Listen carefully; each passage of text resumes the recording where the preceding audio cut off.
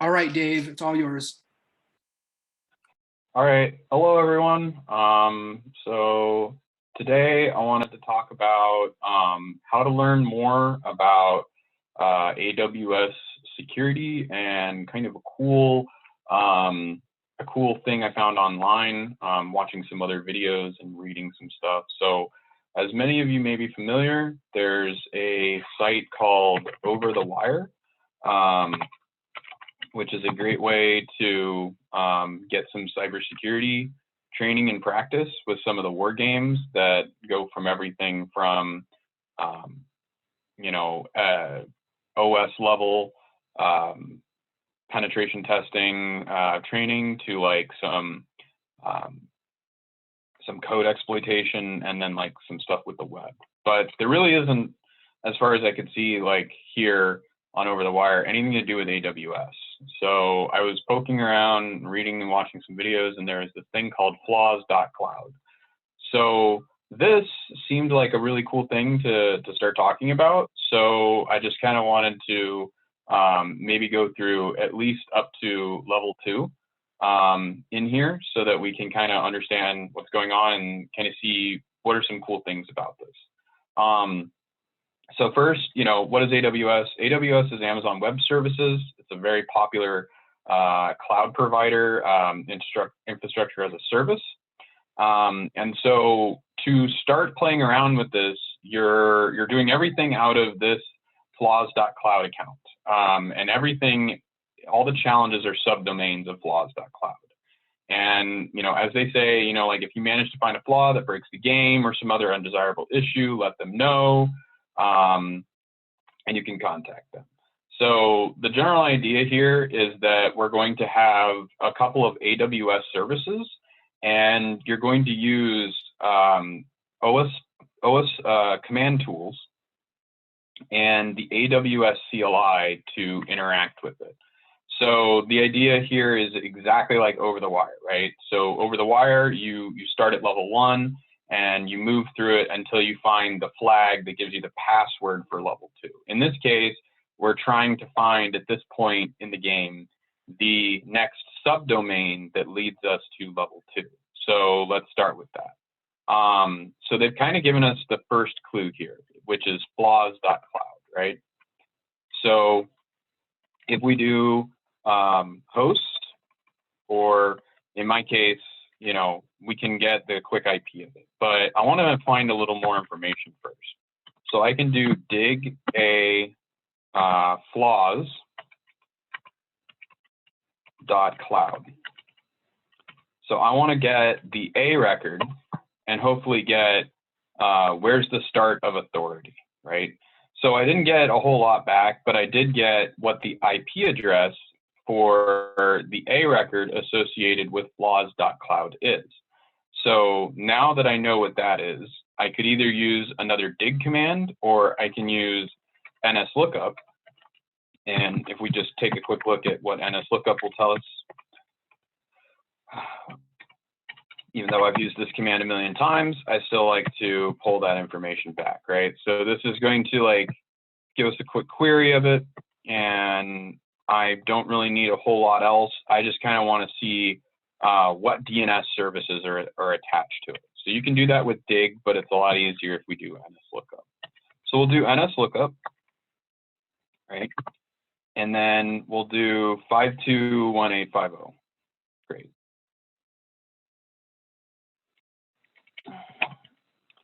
Okay, so we did get some information back, right? So we saw that the authoritative DNS server, it can't tell us what that is, but it can tell us that the DNS server that knows where this server is located here at amazon.aws.com, right?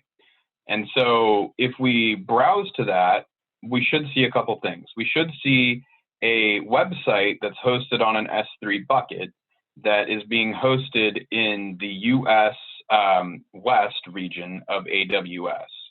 So this tells us actually a lot of information, right? Number one, they're using all of the the baked in AWS tools, right? AWS, DNS, domain name services. I believe that's Route 53. I may be wrong. But we also know what region it is. So if we needed to go a little further with this, we probably could. But for the purposes of the game, we're just trying to get to the next level. So with that, we can just go here, right? And we'll just pop that address in, and we'll see what it gives us back. Okay, so that's loading up.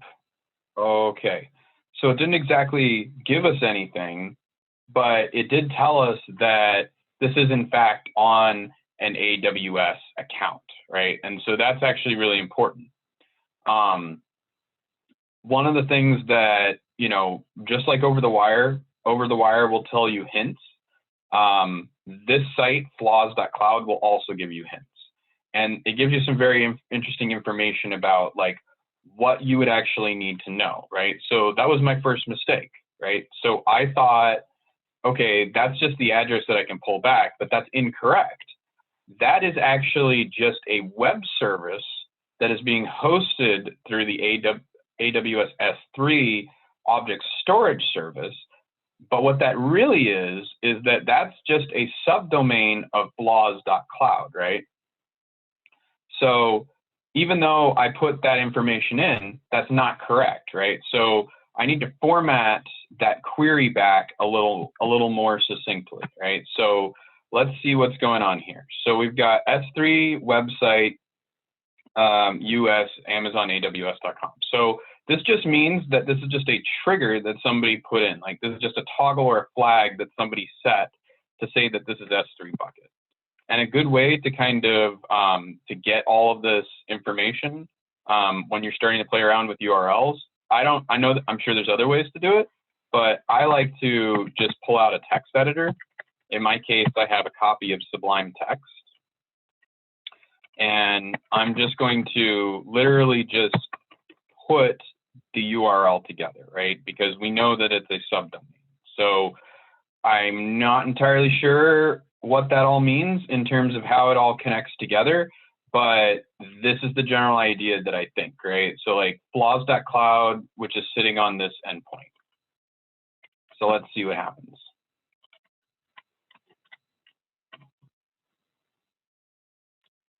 So not really, I didn't get any further than that. So let's go back and take a look at what their hints are saying. So they're saying that all web S3 buckets are configured to use web hosting and are given an S3 domain, an AWS domain that you can browse to set up your own DNS. In this case, can be visited by going to here.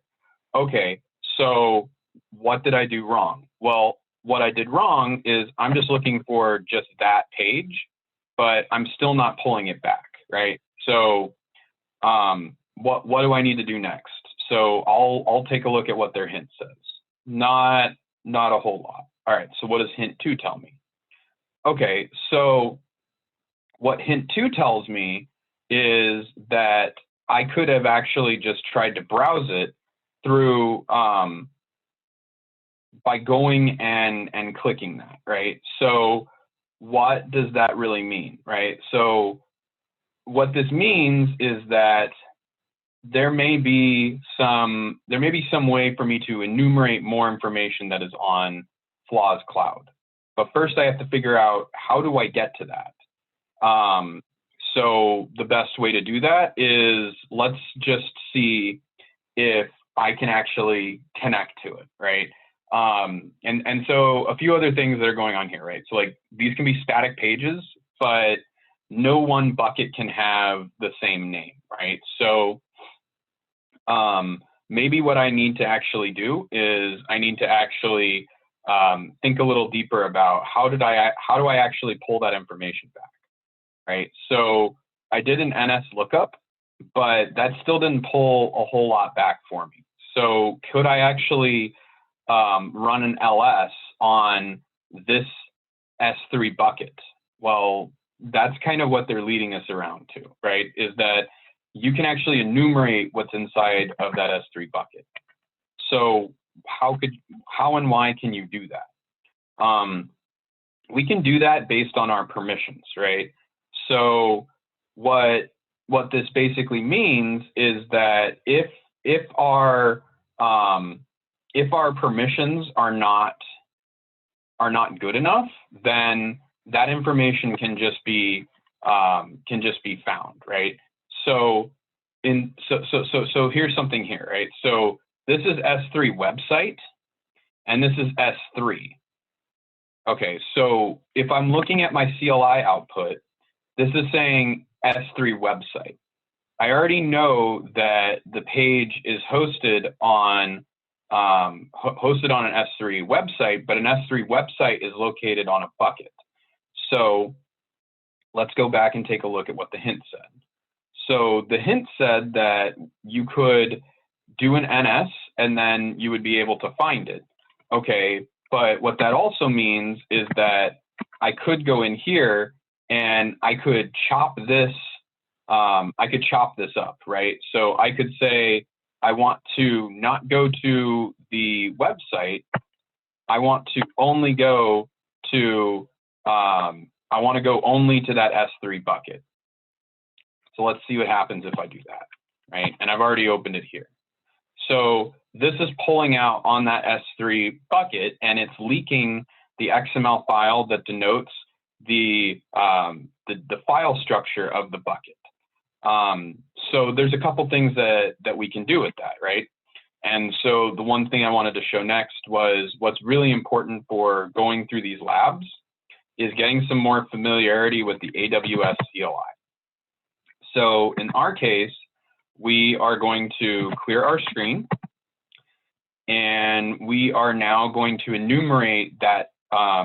We are now going to enumerate the S3 bucket that sits on flaws.cloud. And just a note here, right?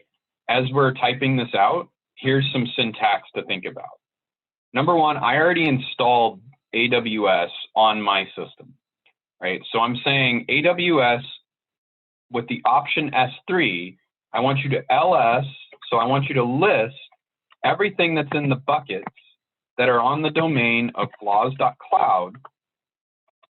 And I want you to do a no sign request. So I want you to not ask me for my username and password. And I want you to do region US West 2. And off it goes. And we can expand our screen out a little more. All right, cool. So we basically found that this whole website that we were looking at is all the same as what's stored on this S3 bucket. All these hints, all these logos are all contained there, right? So we could enumerate each one of these. So let's go to robots.txt, right? So we'll go here to the website, and we'll do robots.txt. And there it is, right? So each one of these different things that we've pulled back from enumerating what's in the bucket are also all contained within the same bucket and all contained as part of the website.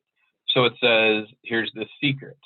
Okay, so we'll go to that secret, right? So we'll go back here and we'll go to flaws.cloud and we'll go to secret. Cool. So now it says you can go to level 2. Okay, so a couple things before we click on the level 2 URL. If you look at this almost like hexadecimal string.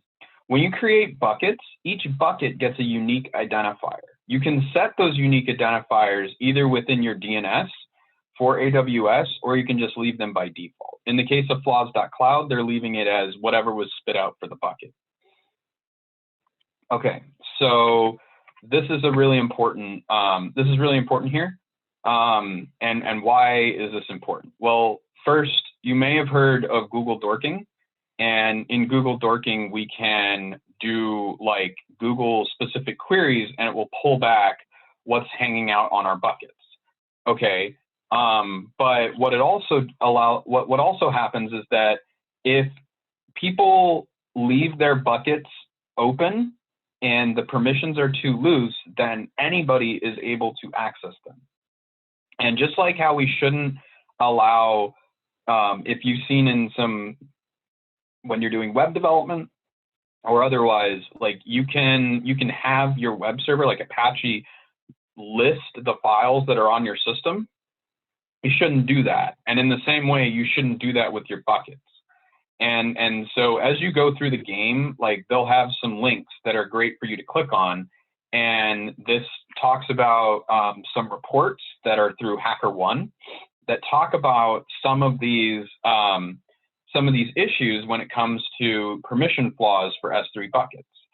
And what it is that this sometimes they also leave the read-write permissions allowed within a bucket. And so for this challenge, they didn't do that. And why do they say that? So by default, they are secure and private. So nobody can access them except within the AWS account you have. But if you turn on the static website hosting option, that changes the bucket policy, which then means that anybody can access it. And that's fine if you want to host web pages, but as it says, like it also introduces flaws. So everybody who can access the bucket now can also list it. And when it says everyone, that means everyone. So again, like if we went to flaws, their AWS cloud, right? What does that mean? Well, all right, so that means that this XML that's being listed out is what's being stored in your bucket. And this means that anybody can see this. So anybody with a Google search could find this information, right? So we could have solved the first challenge even by doing a Google query. So what this is talking about here is this is fairly similar, but with a twist, right? So you're going to need your own AWS account for that. So you need the free tier. And why does it need that? All right, well, let's go ahead and click on the hint.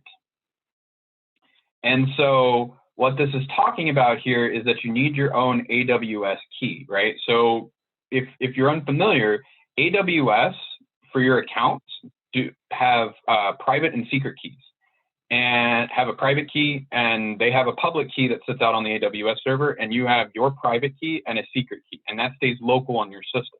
And you need those to interact with the AWS CLI to send information back out, right? So if those permissions are very loose on what that cloud bucket is set on, then even if we can't access it through the browser, which is kind of what we're having trouble with, right? So if we look here, like they have this level 2. So realistically, right, like we should be able to do the same thing that we did here, right? It should just be that level 2 is some part of a bucket that we can enumerate through flaws.cloud. So let's just see if we can do that, right? So we're saying flaws.cloud. So let's just try to put that in and see what happens. Okay, so it says access denied. All right, well, we can't browse it through the web browser, but what this is alluding to is that you should be able to enumerate it if you are anybody that has an account in AWS. So let's go ahead and try that, right? So let's get my notes. And so we'll just kind of, we'll just type it out, right? So we'll do AWS, right? And if you just type AWS, it can give you options and everything like that, right? So like AWS help, right? So we're saying AWS, and I need some help. And I want to know which command that I want to run. And so this gives us a man page. So then we can say like S3. And so there's a bunch of S3 options in there. All right, great. So we can do, and that was just kind of quickly to show you like AWS, all these different commands. Yeah, you can follow their hints, but you could also use their man pages and learn everything that you need to know about those commands. I don't know everything about them, but following some of these documents kind of helps. their hints pages and everything. So flaws.cloud, right? So we're going to do, so before we did like a no sign request.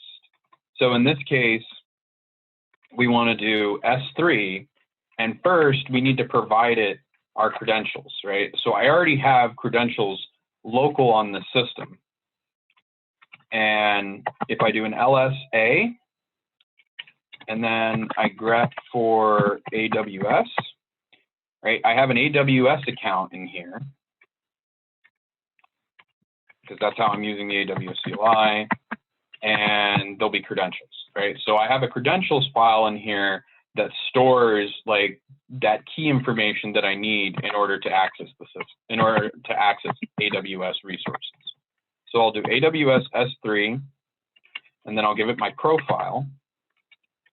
And so whenever you set up credentials on your system, they'll have names that are up at the top.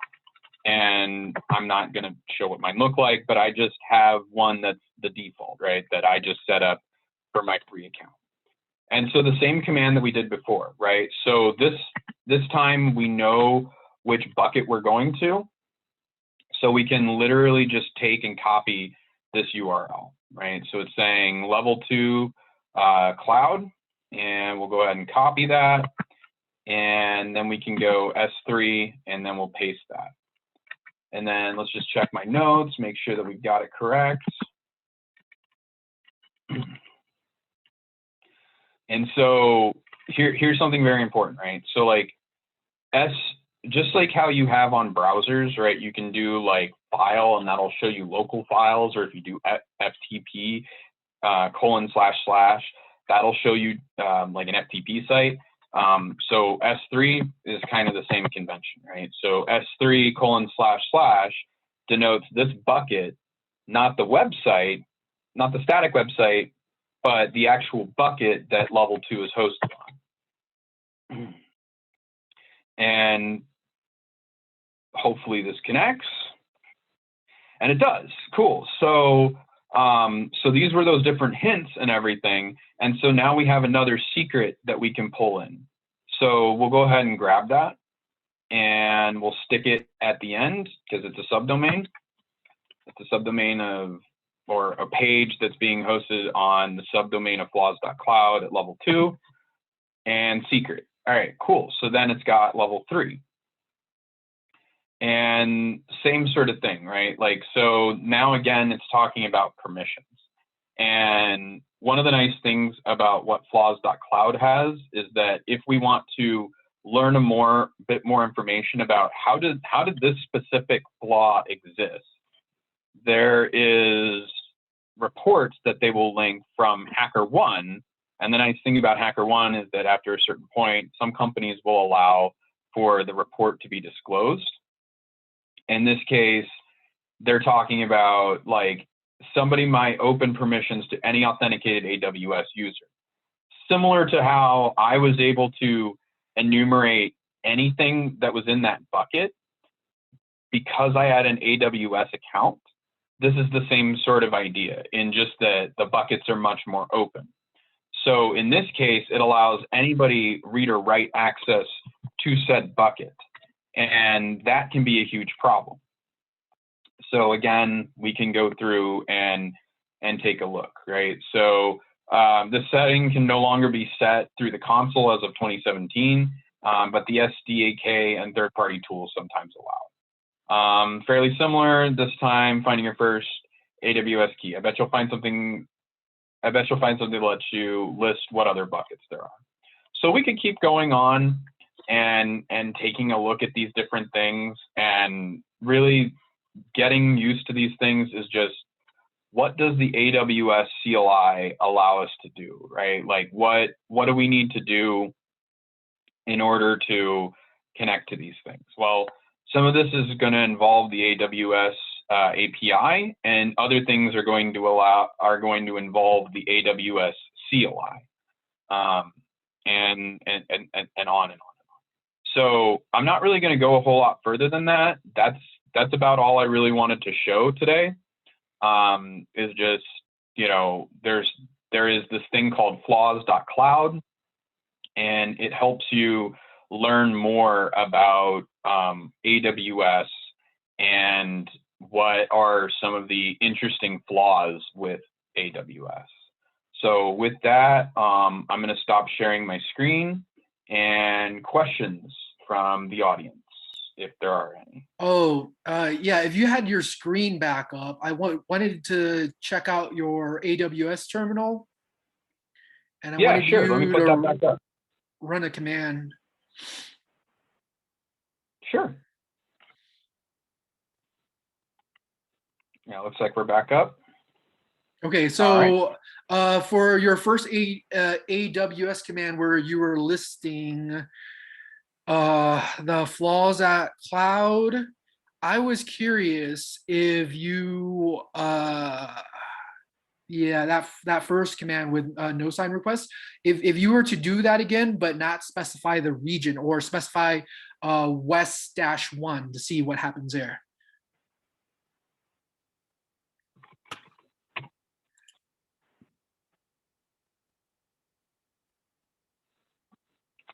And we'll just let that ride for a second.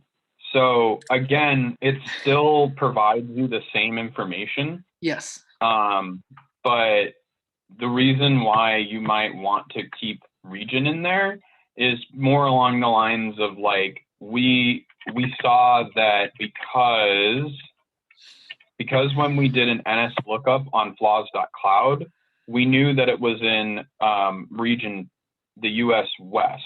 So by limiting the scope of where we want our LS to come from, then we can be assured to hit only that information that's in that bucket.